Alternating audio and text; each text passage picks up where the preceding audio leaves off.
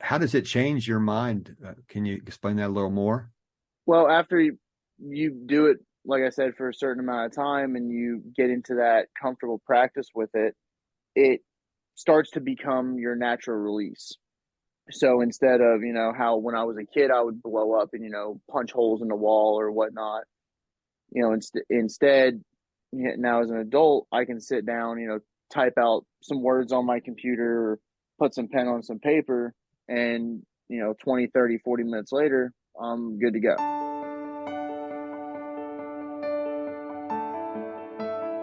Did you finally realize your dream of having a family, only to have your happily ever after turn into a nightmare?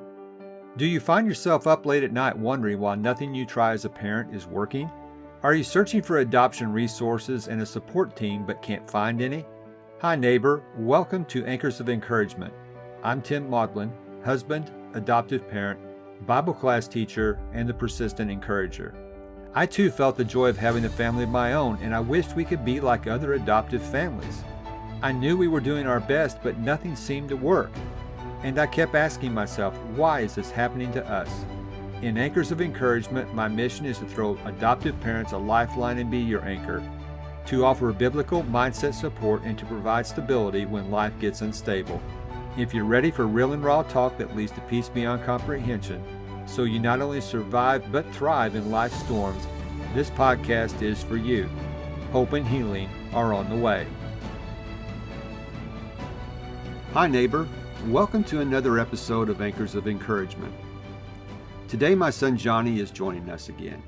He was first on the show in episode 14 to talk about a tool he learned in residential treatment called 10-10-10.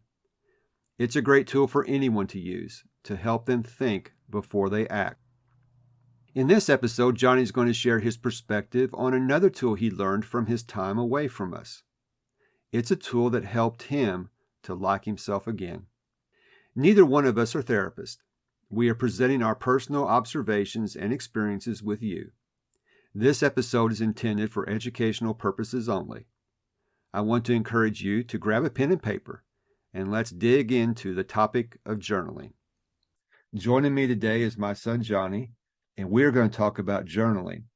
I've mentioned to you in previous episodes that I learned about journaling from him.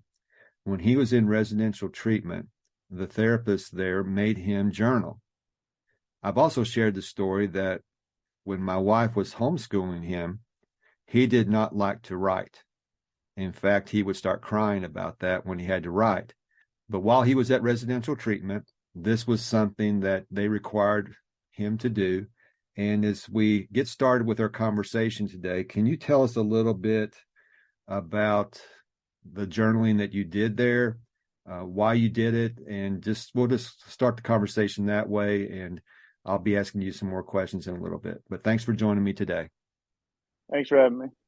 When I started journaling at treatment, I originally didn't want to do it. I didn't like doing it because, like you said, from a really young age, I never liked writing. I always found it kind of boring and never really enjoyed it. And I was always that kid that never wanted to do anything he didn't enjoy. One of the staff members that had a lot more pull on me, I would say.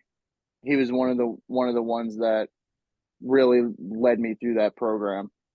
But he talked to me one day, and I had told him that I was into music and I had been making music for a while.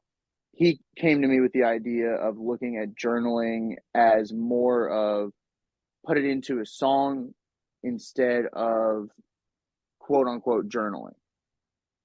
Because a lot of it is you tell kids to journal, they might not necessarily want to because how society today is, that's not really something kids do nowadays. So they might look at you all funny.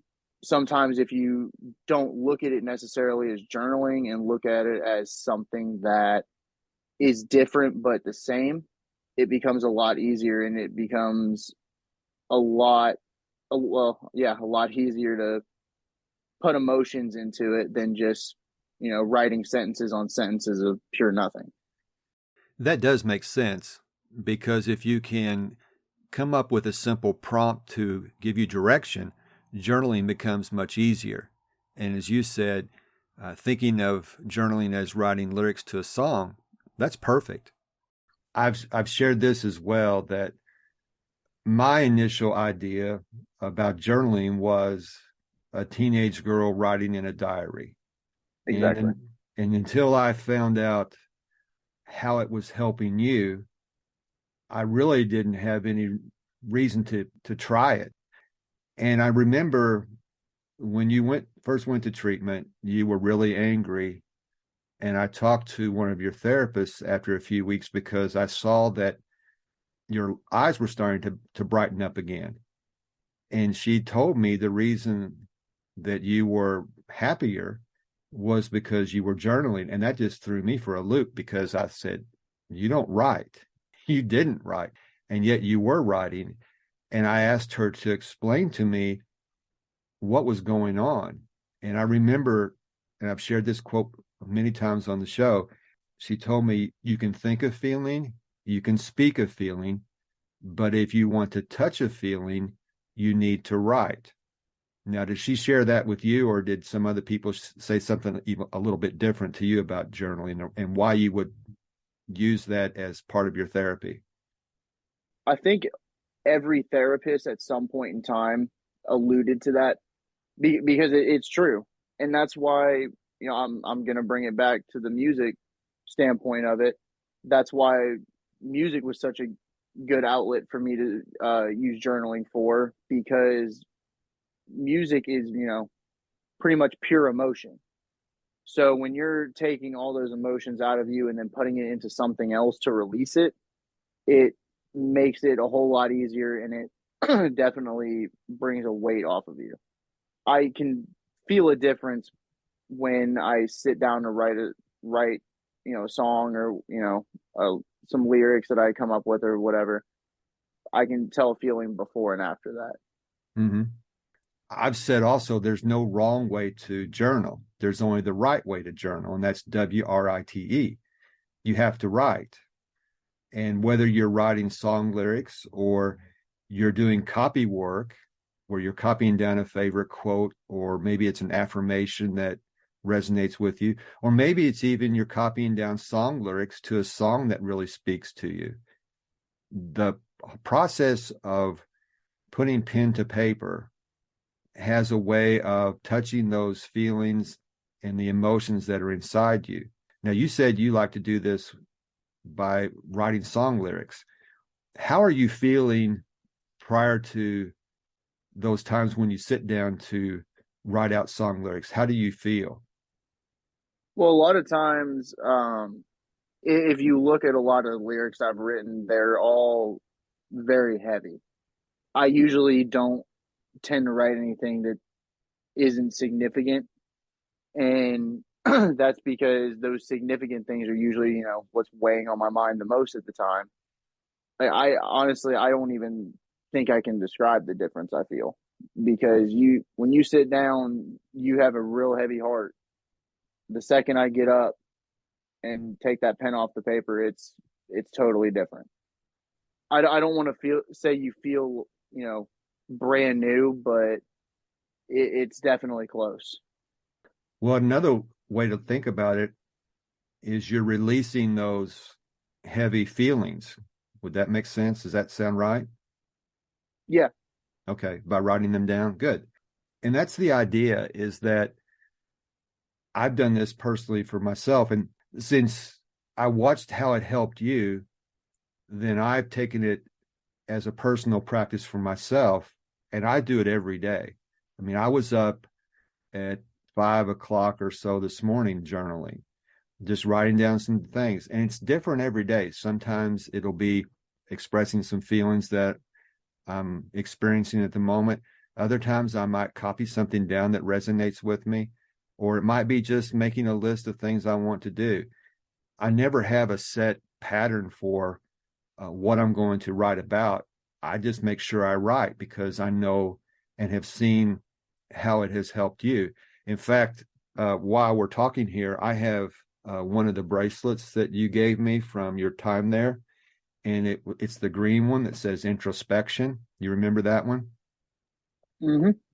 Because that's a lot about journaling. It's about looking inside and touching those feelings that you're going through. So introspection is a big part of the journaling process. Can we circle back a little bit to when you first began treatment? Tell me, when you first started journaling, what were you using to journal? I was using a single sheet of paper at a time at first with the inside of a pen. So the little part that holds the ink and the tip, that's all we got. So, and then a couple weeks into it, I ended up finally getting a 25-cent Walmart binder. Okay, so what you're telling me is it doesn't take a lot of fancy things to journal because you were using the tube that held the ink and a piece of paper, right? Yeah. Now you can get the fancy binders or the fancy journals, you can get the fancy pens, but really, if you have an ink pen and a piece of paper, even a pencil, you're good to go. The main thing is to do it. I want to take you back to a conversation. Now, it's been a few years ago, and I was wanting to understand more about journaling and what you had done. Now, you had graduated from the program, and we were encouraging you to continue journaling. And I said, you know that this works for you, that it helps you to touch those feelings and release those negative emotions that you have inside you. And I said, why don't you do it more often? And do you remember what you told me? Yeah, it's easier to blow up than it is to journal. Yeah. And the thing about this, when you're doing the kind of introspection work that you were doing, that's some deep stuff.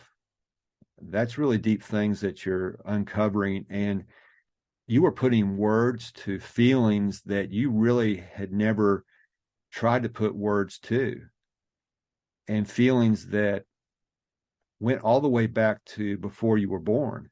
And that was the one thing that was interesting about this process, is that journaling helped you to touch into or tap into those feelings that you really didn't understand. Your therapists were really good to help you navigate through that and show you how journaling could be one of the tools that you could use to help you release those negative feelings and to feel better about yourself. Because I remember one of your therapists telling me that she said, you're learning to like yourself. Mom and I, when we heard that, it tore us up because we didn't realize that. But journaling was helping you to like yourself. And so it's a really valuable tool to use. So you say you like to journal today. It's become a practice with you. How often do you do it? I try to do it at least 3 times a week. A lot of that too is because I still am pretty heavily involved in music, so I do still write a lot for that. But it's also just because, especially with, how the world is nowadays, it's real easy to get stressed out and it's real easy to get overwhelmed. And I find that to be the easiest way to deal with it. Do you have any set time you try to do it, or set place, or are you still It's going kind of with pen to just paper? as most of the time, yeah, it's pen to paper. I do a lot of work on my computer too. With the timing of it, no, it's kind of just one of those things that when you need to get it out, and your body will tell you. You'll just kind of after you do it for long enough, it kind of becomes one of those things. You know how runners get runner's highs. It's kind of one of those situations. I don't want to say, you get a high off of it, but it becomes something that your mind tells you that you need to do. How does it change your mind? Can you explain that a little more? Well, after you do it, like I said, for a certain amount of time and you get into that comfortable practice with it, it starts to become your natural release. So instead of, how when I was a kid, I would blow up and, punch holes in the wall or whatnot, instead, now as an adult, I can sit down, type out some words on my computer, or put some pen on some paper, and 20, 30, 40 minutes later, I'm good to go. Now, let me ask you this, because you talked about writing out the heavy things. Do you ever take the chance or opportunity to write down things you're grateful for? Yeah, absolutely. You kind of, with journaling, it's kind of like you kind of have to do a pros and cons with it, if that makes sense. You know, it's not always just, you talk about the heavy and deep things and the things that are weighing on you. You could journal about, your wedding day. You could journal about, I have just got this job promotion. Journaling isn't about getting out the negative feelings. It's about getting out the feelings that you don't feel like you can express to somebody else. And it's not even just the feelings you can't express to somebody else, because a lot of feelings that you touch will still, it's not the same saying it to a person as it is putting it on paper. So as we wrap up this episode on journaling, what would you say to someone who has been hesitant in the past? What would you say to encourage them to take up this practice like you've taken up? I think, kind of like we've been saying this whole time, you just kind of have to find, something that speaks to you, if that makes sense, whether it be songwriting or like you do, write it on a piece of paper and go and burn it. Realize that the paper isn't going to judge you. So you aren't going to tell that paper anything, anything new. I think give it a chance and you'll really see the benefit of it. That's good advice. I've seen how it worked in your life, and I'm glad you're still doing it. And I want to encourage you to keep doing it. And I never would have gotten into it had it not been for you. And so even though those were more difficult times in our family, there's been something positive come out of it. And I think it's been something I know has helped me, and I know it's helped you. And if it can help other people, then I really want to encourage you to take up this practice and give it a try. Again, there's no wrong way to do it. There's only the right way to do it. It could be a scrap of paper. It could be in a nice journal.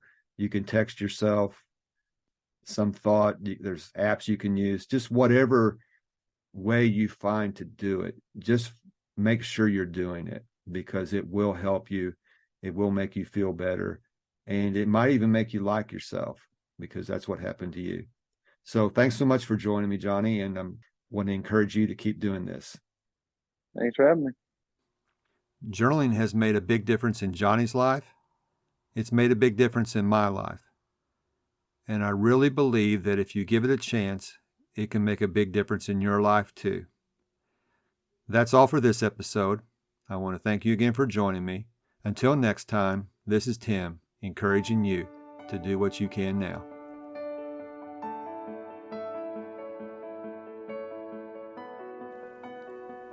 If this podcast has given you the courage and confidence to face storms in your life, the number one way you can thank me is to leave a written review on Apple Podcasts. Tell a friend about the show. Take a screenshot of this episode and share it in your Instagram stories and tag me at Tim Maudlin. You can also connect with me in my Facebook group, Anchors of Encouragement. So until next time, this is Tim encouraging you to do what you can now.